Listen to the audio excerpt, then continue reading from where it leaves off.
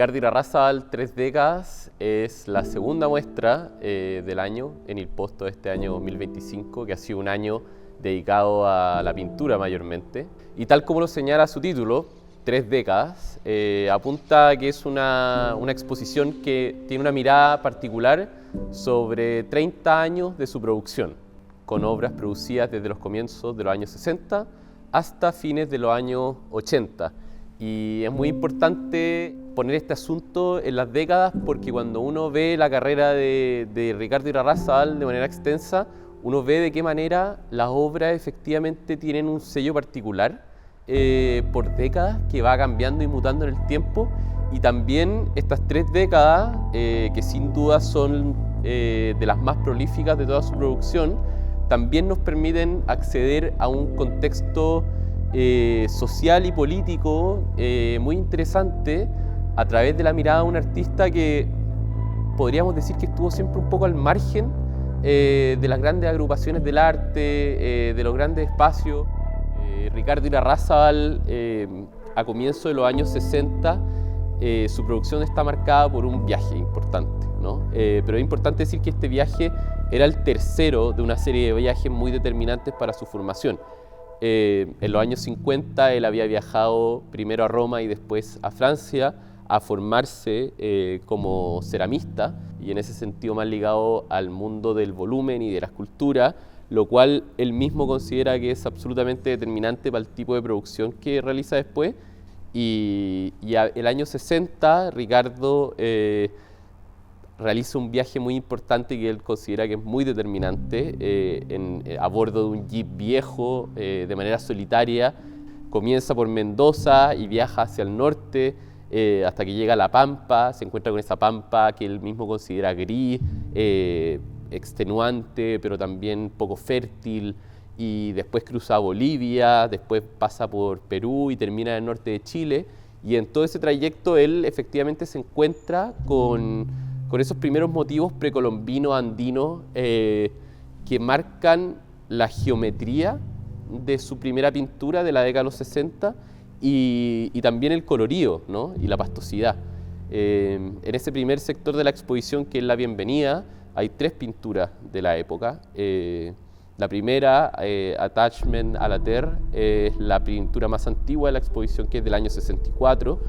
que es una obra de la colección Il Posto, pero que perteneció previamente a Sergio Larraín, el fotógrafo que era gran amigo de Ricardo Irarrázaval también. Y es la obra que él el año 65 envía a la Bienal de París, invitado por Jorge Elliott, lo cual es bien importante en ese entonces para el mismo Ricardo, porque en la década de los 60 él hace que su obra circula internacionalmente, sorpresivamente, porque aún en Chile era un artista poco reconocido. Después en los 70 se vuelve más reconocido acá. Y el año 64 hay una visita importante a Chile del director en ese entonces del Museo Guggenheim de Nueva York, quien hace una publicación, un libro que reúne a diferentes artistas de América Latina, y en Chile hace una atención particular a Ricardo Irarrázaval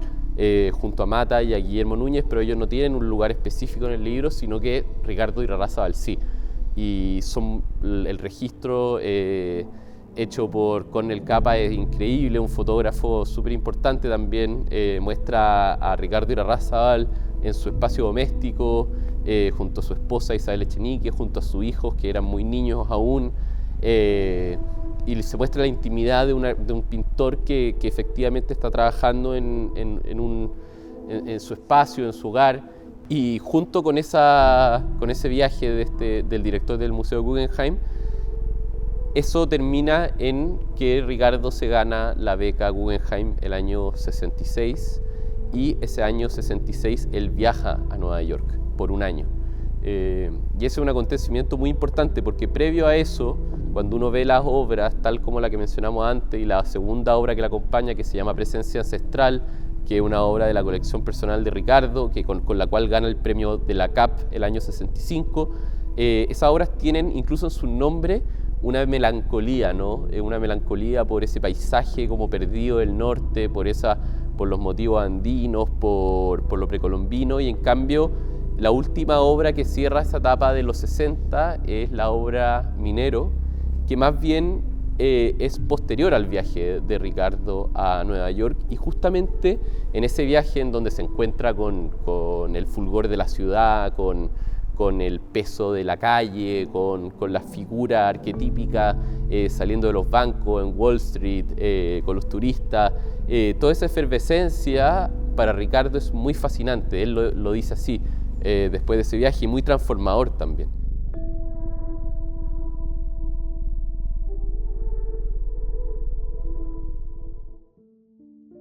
La década de los 70 representa claramente una ruptura, en diferentes términos. Uno, hay una ruptura política, una ruptura social, pero también hay una ruptura pictórica por parte de Ricardo. O sea, pasamos de una pintura que es muy plástica, muy terrosa, más tirada a la abstracción, aunque a Ricardo no le gustaría que se dijera así, y entramos a estas figuras que son profundamente etéreas, difíciles de reconocer, muy misteriosas, ¿no? Que yo creo que marcan una pauta de ese misterio que tienen las figuras de Irarrázaval hacia el futuro.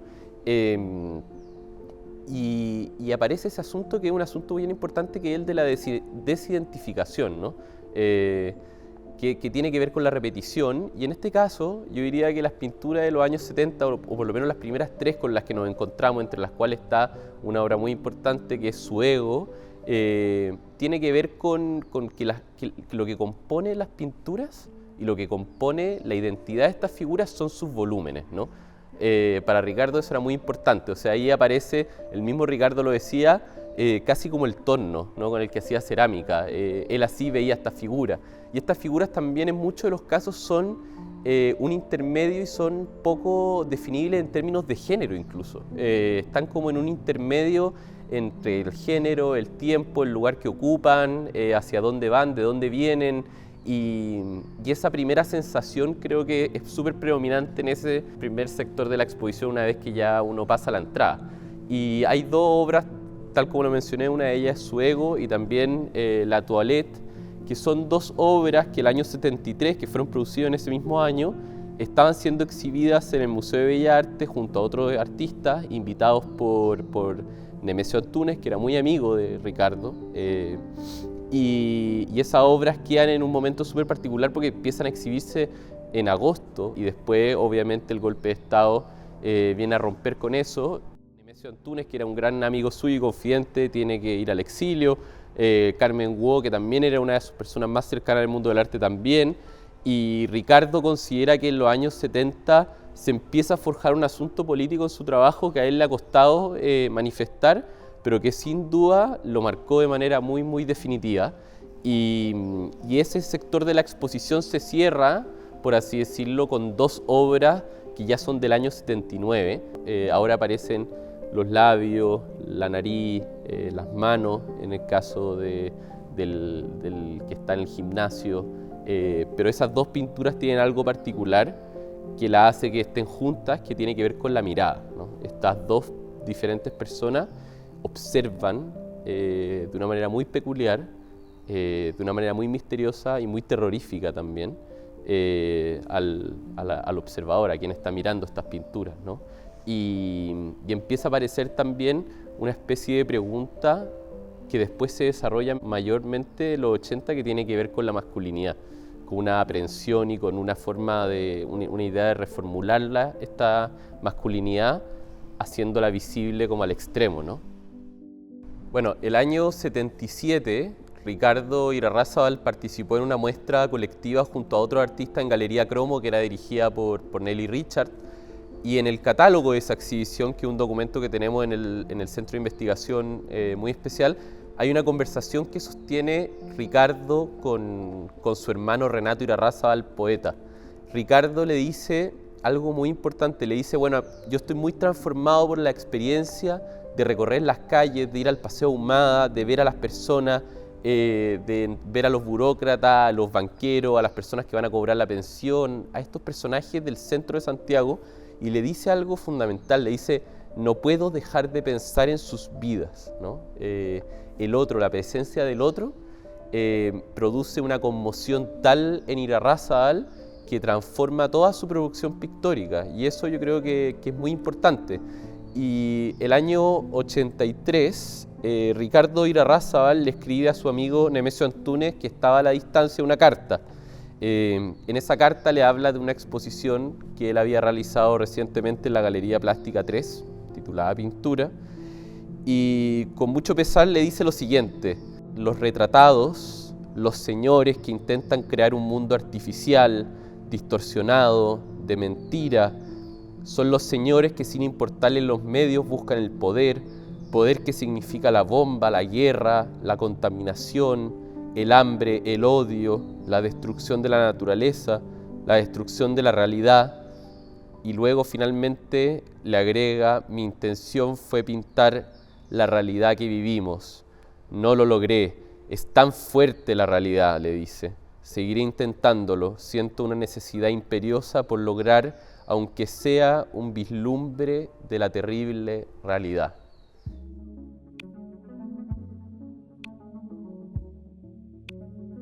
Entonces este montaje en el cual las personas pueden traspasar las obras por un lado o por el otro, pueden retornar a ellas, volver, ¿no? Me parece que es muy importante porque permite que uno pueda sentirse de alguna manera como si estuviera en la calle y se estuviera encontrando con estas personas, ¿no? Hay una pintura en particular muy importante que es Estrategia y Pronóstico, en donde vemos a este personaje cuyo rostro está borrado casi por completo, es decir, tenemos unos esbozos muy menores de sus gestos faciales, pero lo que sí predomina es la cantidad de materia que hay en su corbata y en su cuerpo, ¿no? en lo que vemos al menos de su indumentaria. Y ahí Ricardo tiene que ver con esa insistencia que él siempre habla del uniformado, ¿no? La corbata como uniforme. También se encuentra, por ejemplo, el periodista, que es otro de los personajes como arquetípicos de la época, que tiene una característica muy particular porque es pintura, pero a la vez es collage, porque también el periodista está vestido en papel de diario, lo cual es muy lindo. Y otros personajes también que habitan este espacio, que en el fondo entre ellos se multiplican.